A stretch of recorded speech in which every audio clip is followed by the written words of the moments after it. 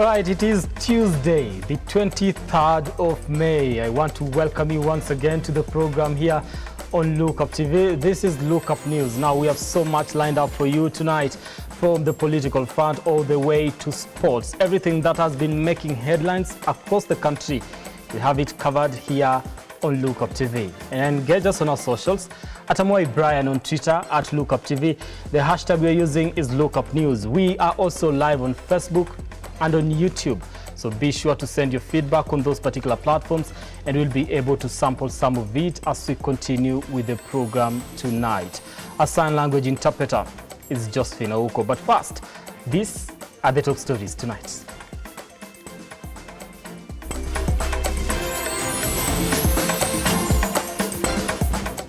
Tonight on Lookup News. Clearly, there is individuals who do not want the party to be run by Uhuru Muigai Kenyatta, and they are doing everything possible, and it is our prayer that this office is not being used to kill multi-party democracy.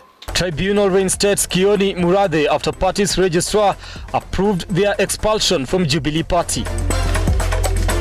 The government of Mr. Ruto should not interfere with the running of political parties. Political parties must be allowed to conduct their affairs independently without interference from the state. Raila warns Ruto's brigade from meddling in Jubilee Party's affairs. Also tonight, if we do not look at the risks that this provision then will pose to the taxpayers, I think we may find ourselves in a very precarious situation. Public hearings on the controversial Finance Bill 2023 enters second day.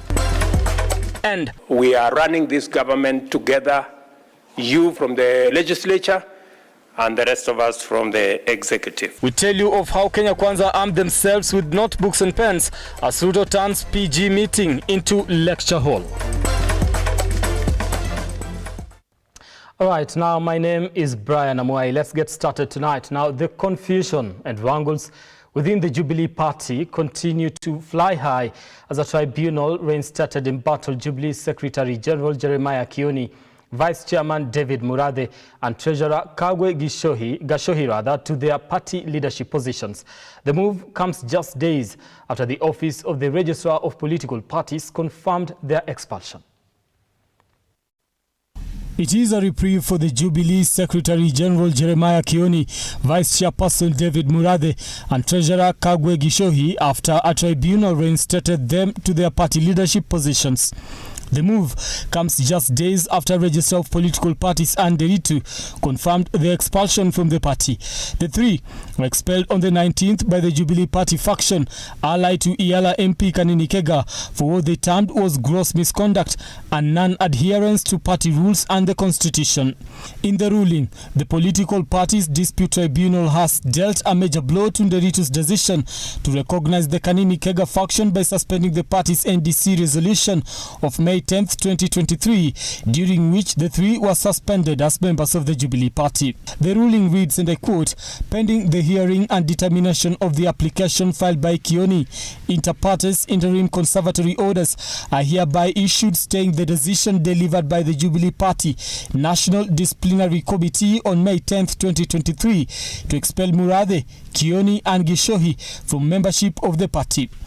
The Desmanungo Tribunal further stops Deritu from acting on the decision of the Jubilee NDC to expel the three top officials from its membership list. Interim conservatory orders are hereby issued prohibiting the Registrar of Political Parties from acting on any communication from the Jubilee Party and its NDC, purporting to expel them from the membership of the party. The tribunal's order was issued on May 22nd, while the registrar acted on the NDC's resolution and ratified the expulsion on May 19th, 2 days earlier. The ruling from the court on this, what they are doing is here, that pending the hearing and determination of the application, inter partes interim conservatory orders are hereby issued staying the decision delivered by the first respondents here Kutoa. So that has already been stayed. Again, it goes to the paragraph 6 saying, pending the hearing and determination of the application, inter partes, interim conservatory orders are hereby issued now to the registrar of political parties from acting on any communication from the first respondent and interested party purporting to expel the applicant from the membership of the party. So the orders are already here. Yes, orders have been issued. According to the tribunal, Kioni, Murathe and Gishohi will remain in office until May 31st, when their complaint will be heard. The Kioni faction had petitioned the tribunal while challenging their removal from the party following their ouster. They are seeking to be officially restored into the Jubilee party leadership. They argue that the decision to oust them, done by the Jubilee Disciplinary Committee on May 10th, was flawed and illegal. We have also gone to the court to ask the court to tell us what is the work of the Office of the Registrar of Political Parties. On numerous number of occasions, she has been asked to publish the officials of Jubilee, but she has always refused. And the question was, why? You are the keeper of records. And as a keeper of records, you should be telling the public what is contained in your records, not what will be contained in your records next year. It is what is contained in your records, and she has been avoiding to do that. The NDC decision on May 10th was followed by a ruling by the tribunal that the party had not exhausted all internal dispute resolution mechanisms when it decided to kick them out. The tribunal had referred the matter back to the party after saying that it was not convinced that the Jubilee NDC meeting held on February 10th, 2023 in Naivasha was properly convened. During the Naivasha meeting, Kioni was replaced by Kega, who was appointed acting Secretary General, while Eldas MP Adan Keinan was appointed National Vice Chairperson to replace Murathe. Gishohi was replaced by Kitui South MP Rachel Nyamai. On Monday, during the Jubilee NDC at Ngong Racecourse, Nairobi, the party decided to kick out the faction led by Kanini Kega. The political parties dispute tribunal's decision, issued on May 22nd, is likely to add the confusion at the former ruling party in an ownership war. Brian Amwai, Lookuptv. Still on matters Jubilee, the Registrar of Political Parties, Andy Ritu, has firmly reiterated that her office has nothing to do with the internal wrangles facing the Jubilee party. Andy Ritu has further noted that she is committed to work in accordance with the Constitution, and Jubilee party is capable of resolving its disputes independently. Samia Dika with more details.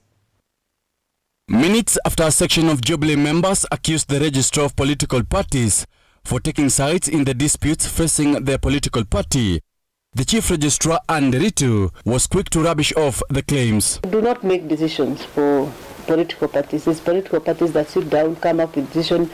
What we do is to regulate the manner in which that is done, so that those decisions are then following their party constitution and they are following the Political Parties Act and other law. The issue of expelling Jeremiah Kioni and David Murathe as members of Jubilee Party seemed not to hold waters, as the office noted that it acted in accordance with the constitutional requirements. We received the order today. The order was served to us today. We were not aware that there were orders, but the decision about the removal of the members was made on Friday. So to us, we have not acted against the law because we made the decision before the orders. So let's leave it as a court process from there, what the court will say and determine. The ball now seems to have been thrown to the Jubilee members' court, as they are required to settle their disputes without outside interference. We do not make decisions for the party on whom they want to stay with and whom they want to remove, or whom they want to make this change from this position to this other position. However, the Kanini Kega-led meeting held in February this year seemed to have carried the day, as the registrar noted it was conducted in accordance to the law as compared to the meeting held on 28th April 2023. The meeting of 28th lacked quorum, and because of that, the resolutions made in that meeting, therefore, false, doesn't stand. The meeting that took place in Nakuru, we looked at it. In terms of quorum, yes, it had quorum, because we had over how many people? I think 2021. With the Office of the Registrar of Political Parties now insisting that the parties must follow the laid-down regulations, the question that begs, what will be the fate of former President Uhuru Kenyatta's led faction, and what is Jubilee Party's future? Samindika, Lookuptv, Nairobi. Now tonight, Azimio has suspended the ongoing bipartisan talks, citing unwillingness by Ruto's Kenya Kwanza party to cede grounds on some issues. Now, among the issues being raised by the Otiende Amolo-led team is that the Azimio wants non-interference of the Jubilee Party. Henry Tende now reports. And as an interim measure, we requested that we communicate on suspension of the ongoing selection of the IEBC commissioners as an interim issue. And on the fourth issue was the question of interference with constituent political parties among the two coalitions.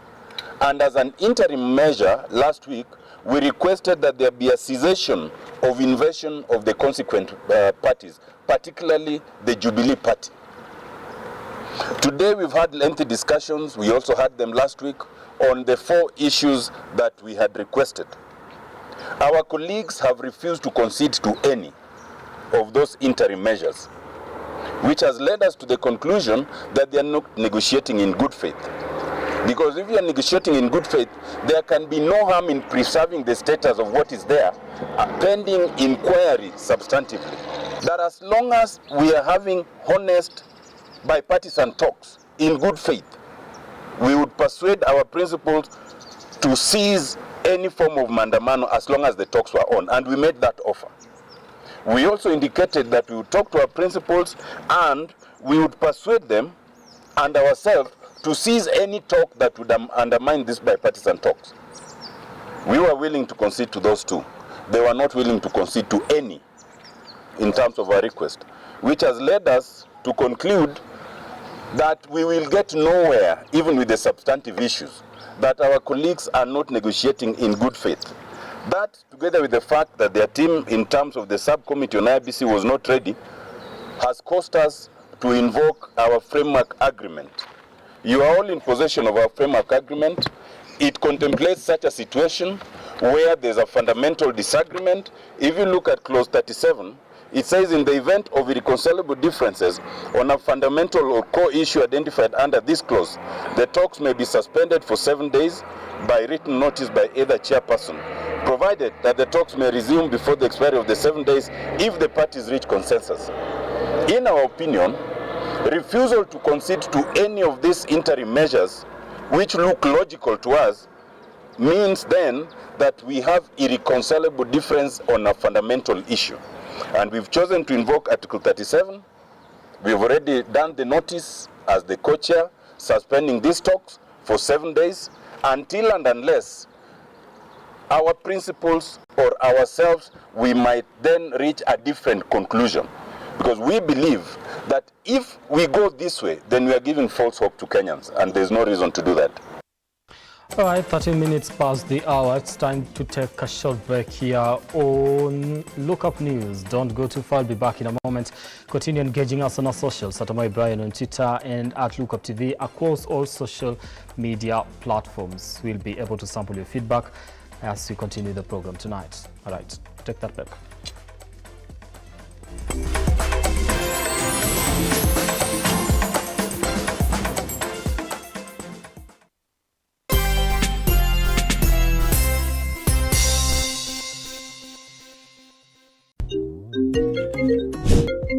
Hey darling, are we still on for a coffee date? I'm waiting for you to come and pick me up. I should be able to pick you in a few.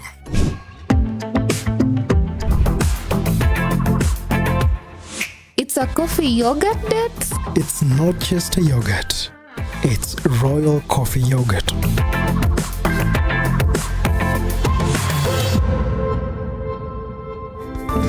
Flow with the sweet taste of thick and smooth Royal Fresh coffee yogurt. Royal Fresh, the royal taste of freshness. We as Novena United Circle are a society that is able to provide a platform for business startups by providing financial aid to members and creating a platform to accumulate their savings. We look for small business entrepreneurs who are starting a business venture and provide the best opportunity to expand our business niche and turn it into something big. For more information, call us on 0768 757 956 or WhatsApp us on 0734 832 430. Novena United Sacco. Tuungane pamoja. Why Malindi? Any idea why the A-list celebrities, politicians choose Malindi as a destination? Is it the sandy, spotless white beaches, the rhythmic, relaxing oceanic waves, or is it the great potential investment opportunity that Malindi has to offer? Dagmar learns we are here with a variety of projects from as low as 99,000 shillings. You get an eighth of an acre with ready title deeds. Book your plot today with only 35,000 shillings and get a free return air ticket. Be the next investor in Malindi with Dagmar Loans. Call us now on 0740 888 111 or 0740 888 222. Dagmar Loans. We promise, we deliver. Why wait? 20 Malindi.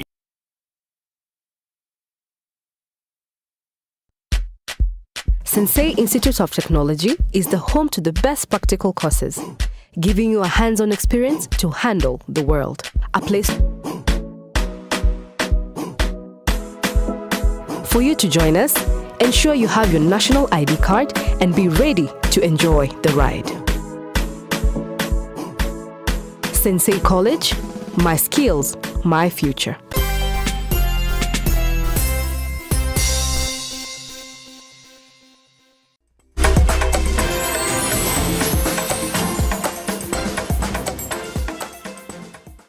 All right, now thank you so much for staying with us here on Lookup News. Let's continue with the program tonight. Azimio leader Raila Odinga has asked the government not to interfere and provide a permanent solution to the issues of flooding in Budalangi area in Busia County. That was to intervene rather. Raila was speaking during an exercise to distribute food to flooding victims in Budalangi.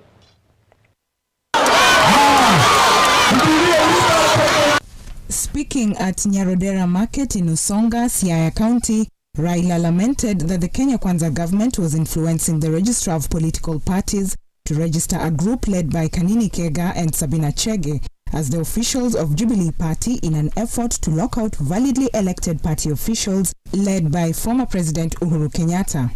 That the government of Mr. Ruto should not interfere with the running of political parties. Political parties must be allowed to conduct their affairs independently without interference from the state. This is a warning from Azimio la Umoja One Kenya coalition. Odinga saying that Azimio la Umoja One Kenya will not take the state interference in its affiliate parties lying down. We will not accept interference by the government in the running of affairs of parties that are in an Azimio coalition.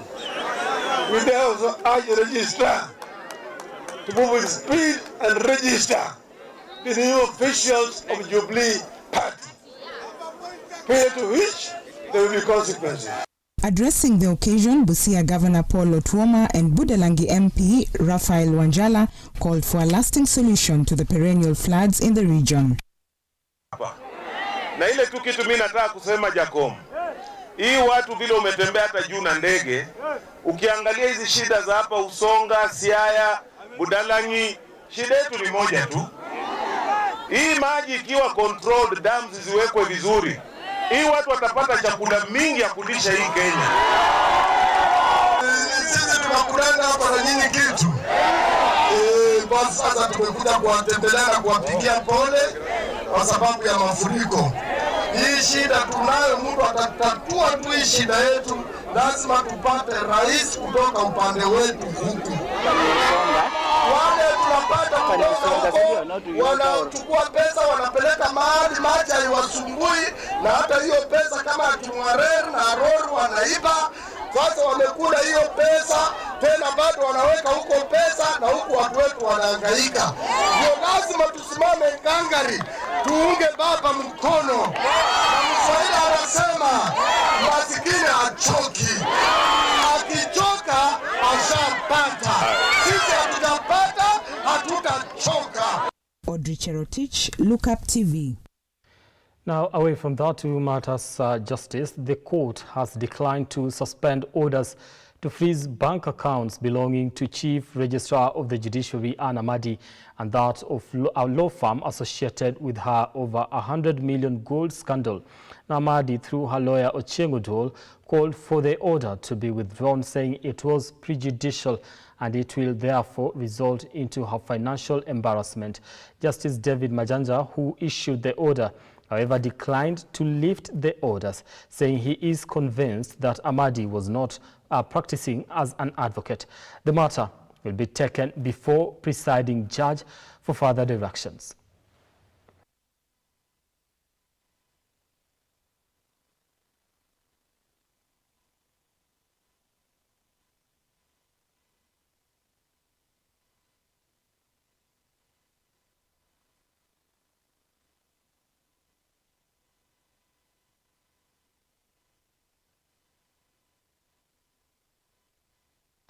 Right, away from that, President William Ruto today morning led the Kenya Kwanza Parliamentary Group meeting at State House, Nairobi. And as Ian Kitani now files, the meeting was convened ahead of the tabling of the Finance Bill 2023 in the National Assembly, which has caused uproar among Kenyans. State House, Nairobi, and for the 6th time since taking over reins of power, President William Ruto hosted Kenya Kwanza allied members of parliament and senators for parliamentary group meeting. We will continuously be a house that consults so that together we can share on ideas and we can have suggestions and we can persuade one another. And finally, we all agree that as Democrats, a good idea must always give way to a better one. The president convened the meeting just days before both houses of parliament resume its sittings, with the Finance Bill 2023 set to be tabled in the National Assembly. As President Ruto continues to campaign for the Finance Bill, most recently during his address to the country, civil societies and the opposition continue to call for the rejection of the bill by members of parliament in totality, with Odinga threatening to return to the streets for the anti-government demonstrations if the bill goes through. This bill remains a big no and no. There is unanimity over its rejection. It's our position that this bill does not qualify as a just tax system. Yes, the country is ripe for tax reform, but this is not one of them.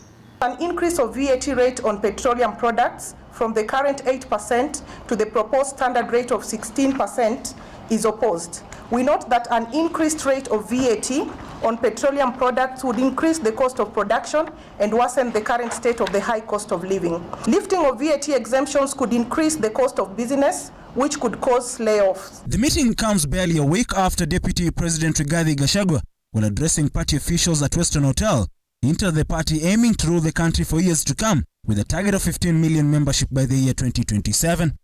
During the meeting, Dr. Ruto lauded the legislators for the approval of key bills crucial to the implementation of his agenda in both houses of parliament. I am truly grateful on behalf of the executive for your support in all the items that we have already sent to the floor of parliament. All the matters that we have sent there, whether they are legislation, whether they are names for approval, or indeed any other matter that we have sent your way, I appreciate that you have always been there to work with us so that we can ensure that we run the affairs of the Republic of Kenya together. The parliamentary group meeting was also attended by elected Jubilee members of parliament, despite being hosted in yesterday's National Delegate Conference by the Uhuru Kenyatta-led faction, as the battle for the leadership of the party rages on. Ian Keitani, Lookuptv. Now, in battle, Siaya Deputy Governor William Odwol is facing mounting pressure over looming impeachment. Now, this comes after East Assemble MCA Gordon Onguru filed an impeachment motion against the Deputy Governor, followed by calls for impeachment by Siaya County residents. As the storm gathers momentum, Siaya's Deputy Governor William Odwol has found himself trapped under mounting pressure over looming impeachment. Discontent was unleashed when East Assemble MCA Gordon Onguru filed an impeachment motion aimed at toppling Odwol, a dissatisfaction strongly echoed by Siaya County residents.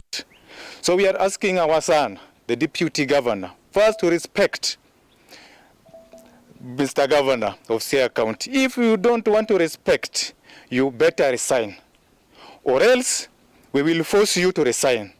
And to the members of the County Assembly, our MCS, we are requesting, if Odwol cannot come down, if Odwol cannot apologize to his boss, we are asking you to, as soon as tomorrow, or as soon as possible, you table the motion of impeachment, and Odwol will be impeached from that seat. Speaker, taking note that under provisions of Standing Order number 72, I, Paul Gordon Onguru, a duly elected member of the County Assembly of Siaya representing East Assembly Ward, propose to move a motion for the impeachment of William Odwol, the Deputy Governor of Siaya, for 1, gross violation of the Constitution of Kenya 2010 and other laws, and 2, abuse of... I want to tell everybody that we are here to advise our son, Odwol Denge, to respect order, to respect authority, to respect the value and the dignity of peace, and working together in harmony so that we realize our development goals.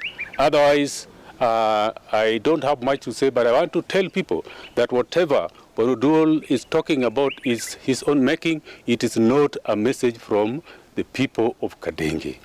Meanwhile, Unguja Member of Parliament has implored Odwol to relinquish his grip on power, urging him to step aside and grant Governor Orengo the freedom to anoint a new deputy. Odwol, driven by a torrent of grievances, has sought refuge in exposing a web of corruption, office abuse, and a catalogue of irregularities plaguing Siaya County government, a move that has only served to deepen the fissure between him and his embittered boss.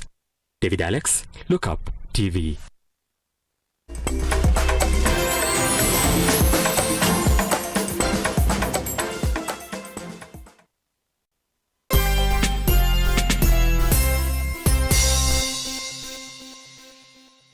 Why Malindi? Any idea why the A-list celebrities, politicians choose Malindi as a destination? Is it the sandy, spotless white beaches, the rhythmic, relaxing oceanic waves, or is it the great potential investment opportunity that Malindi has to offer? Dagmar learns we are here with a variety of projects from as low as 99,000 shillings. You get an eighth of an acre with ready title deeds. Book your plot today with only 35,000 shillings and get a free return air ticket. Be the next investor in Malindi with Dagmar Loans. Call us now on 0740 888 111 or 0740 888 222. Dagmar Loans. We promise, we deliver. Why wait? 20 Malindi. We as Novena United Circle are a society that is able to provide a platform for business startups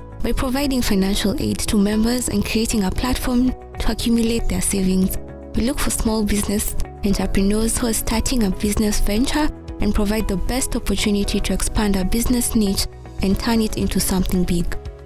For more information, call us on 0768 757 956 or WhatsApp us on 0734 832 430. Novena United Circle. Tuungane pamoja. Hey darling, are we still on for a coffee date? I'm waiting for you to come and pick me up. I should be able to pick you in a few.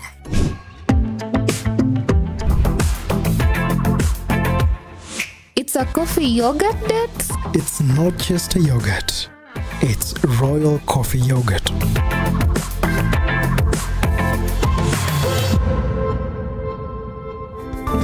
Flow with with the sweet taste of thick and smooth Royal Fresh coffee yogurt.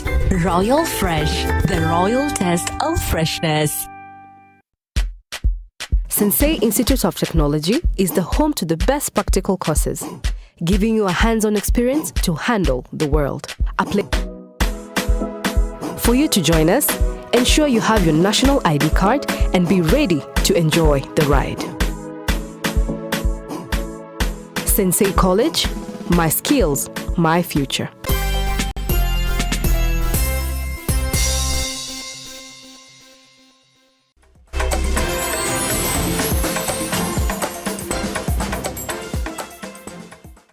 All right, welcome back to the program tonight. Now, the Ministry of Public Service and Gender has said that the burden of unpaid care work falls disproportionately on women. Now, according to the Ministry PS Veronica Nduva, research indicates that unpaid care work is a significant barrier to achieving gender equality and women's economic empowerment.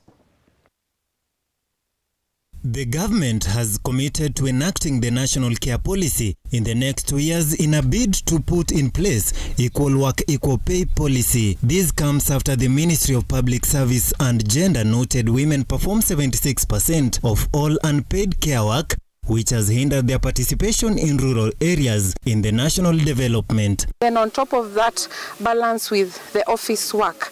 And this really came out in 2019 when this COVID started, and suddenly we had to do so much more at the family front and still at the economic front. Elsewhere, leaders in Embu are now calling for a more proactive effort of planting trees that will involve schools to reclaim large chunks of land that have exposed the semi-arid area of Mbere. Tunapanda miti kama Agricultural Society of Kenya kwa sababu tunajua ya kwamba number one, pande hii ya Mbere ni pande ambayo imekuwa na ukavu na ukame mwingi sana, na kwa hivyo ili tuondoe mambo ya ukame na tuondoe mambo ya hiyo madhara ya climate change, lazima tuweze kuwa watu ambao wanapanda miti siku ya leo. Tumeweza kupanda zaidi ya miti 2000 katika shule hii, na tunajua ya kwamba mpango wa president wetu,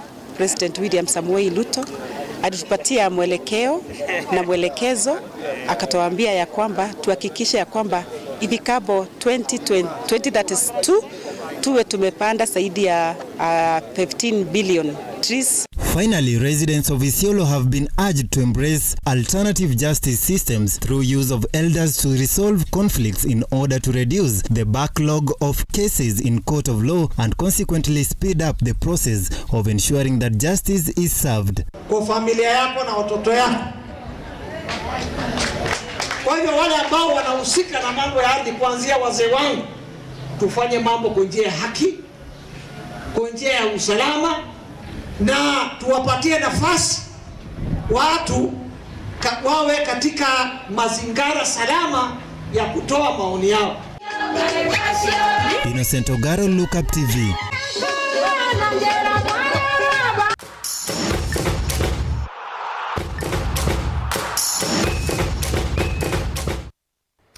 Right, time to get sporty tonight. Kenya national sevens rugby team Shujaa is back in the country after their demotion from the HSBC World Cup Series in London. Now Shujaa lost 12 points to 7 against Canada in the relegation playoff finals. Now the McGrath-led side now hopes to revert in the top-tier series next year. However, Shujaa's head coach Damian McGrath says he is willing to rebuild the team from the scratch. I'm 100% certain they'll bounce back, but they wouldn't be the people they are and the Kenyans they are if they weren't absolutely devastated by what happened here. We've all unfortunately been to funerals and known how somber they can be. The dressing room immediately afterwards and last night was a very similar feeling. It's incredibly tough, and even if we'd have survived, I wonder if we would have, would we be good enough, or would we have the resources to survive again next year? We have to make changes. If we'd have survived, we'd have had to make desperate changes, and we'll have to make desperate changes now. We have to look upon ourselves as favourites because, you know, given our history and our pedigree, But Uruguay were safe all year till the very last weekend almost. So, and they've dropped out. They're going to come back stronger. And as you said, there are lots of teams: Belgium, Portugal, Germany. You can name them, who are all fighting to get a place at the big table. So. It's not going to be easy whichever way we go. Yeah, for the season, I don't assess the season as me as one person, but the season as a team. It's been a rocky season, but that's the result that has come through. That's what we had. And as we go, we are now rebuilding the team, and we hope we'll be back very soon, sooner than it. Kenya national football team Harambee Stars will play between 3 national teams in the friendly matches that will be held at Mauritius. Now Stars will play Djibouti, Pakistan, and they host Mauritius from the 11th to 18th of June next month. However, Harambee Stars is ranked best according to FIFA ranking in position 102, followed by Mauritius at position 180.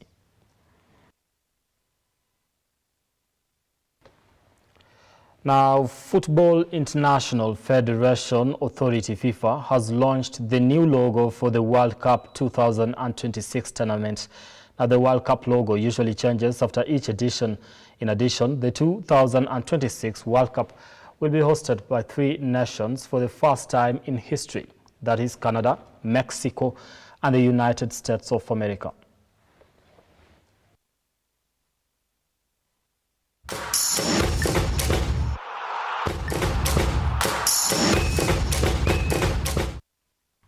Now, we've come to the end of our bulletin tonight. Thank you so much for your time and trusting us to bring you up to date with what has been making headlines across the country. We do not take your time for granted, and we do appreciate that you are part of